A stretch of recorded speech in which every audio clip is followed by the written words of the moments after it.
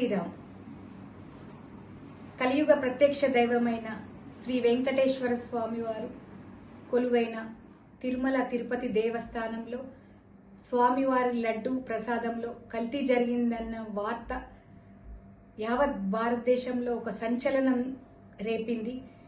ఒక్కసారిగా ప్రపంచంలోని హిందువులందరూ ఉలిక్కి పడేలా చేసింది.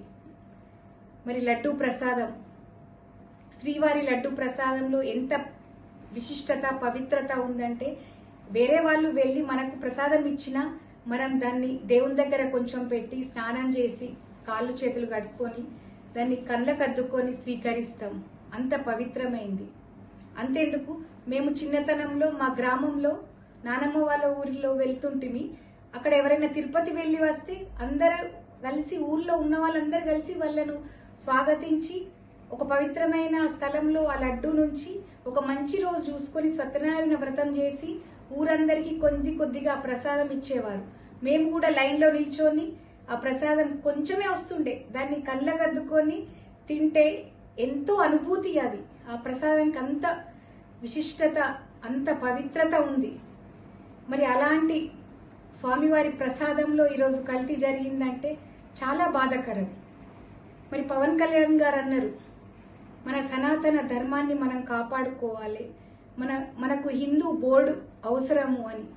ఇది తప్పకుండా ఒక హిందువుగా నేను కూడా దీన్ని స్వాగతిస్తున్నాను.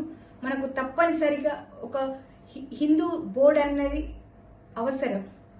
మరి కొందరు సెక్యులరిజం అని చెప్పుకొని రాజకీయాల కోసం, పదవుల కోసం మాట్లాడుతున్నారు. వెంకటేశ్వర స్వామి ఏం చేసిండ్రు కల్తీ జరిగితే అని.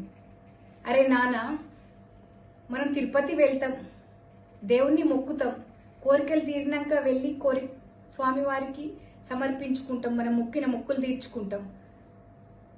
ఆరోగ్యం కోసము, చదువు కోసము, ధనం కోసము మొక్కులు మొక్కుతాం. స్వామివారే వచ్చి మనకు ఆపరేషన్ చేసి ఆరోగ్యాన్ని ఇయ్యరు. స్వామివారే వచ్చి స్వయంగా చేతిలో ధనం పెట్టరు.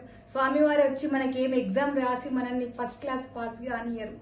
ఏదో రూపకంగా స్వామివారు మన కోరికలు తీర్చుతారన్నది మన ధర్మం, మనం నమ్ముతాం, మన సనాతన ధర్మం అది. కాబట్టి ఇది కూడా స్వామివారే తీసుకొచ్చిండ్రు. మరి స్వామివారు చంద్రబాబు గారి రూపంలో వచ్చి మనకి ఈ నిజాన్ని తెలియజేసిండ్రు. ఇప్పటికైనా కళ్ళు తెరుచుకోండి, ఒక హిందువుగా ఆలోచించండి, మన ధర్మాన్ని కాపాడండి. మరి ఈ యొక్క లడ్డూలో కల్తీ జరిగిందన్న విషయాన్ని బయటకు తీసిన చంద్రబాబు గారికి, దానికి సపోర్ట్గా నిల్చొని సహకరించిన కేంద్ర ప్రభుత్వం, నడ్డా గారికి ప్రత్యేక ధన్యవాదాలు తెలియజేస్తూ, మరి కల్తీ జరిగిన చోట అక్కడ దోషులను శిక్షించాలని ఈరోజు యావత్ భారతదేశం యొక్క హిందువుల యొక్క కోరిక. మరి ఈ సందర్భంగా వారికి నేను కూడా విన్నపం చేసుకుంటున్నా, తప్పకుండా దోషులను శిక్షించండి. ఇకనైనా తిరుమల యొక్క పవిత్రతను కాపాడే వారికి మాత్రమే విధులలో ఉండే అవకాశాన్ని కల్పించండి అని ఆంధ్రప్రదేశ్ రాష్ట్ర ప్రభుత్వానికి వేడుకుంటున్నాను. మరి ఇప్పటికైనా హిందువులంతా ఏకమై మన సనాతన ధర్మాన్ని మనం కాపాడుకుందాం, మన హిందూ దేవాలయాలు మనం కాపాడుకుందాం, శ్రీవారి యొక్క తిరుమల తిరుపతి దేవస్థానాన్ని మనం కాపాడుకుందాం. జై హింద్, జై భారత్, ఓం నమో వెంకటేశాయ.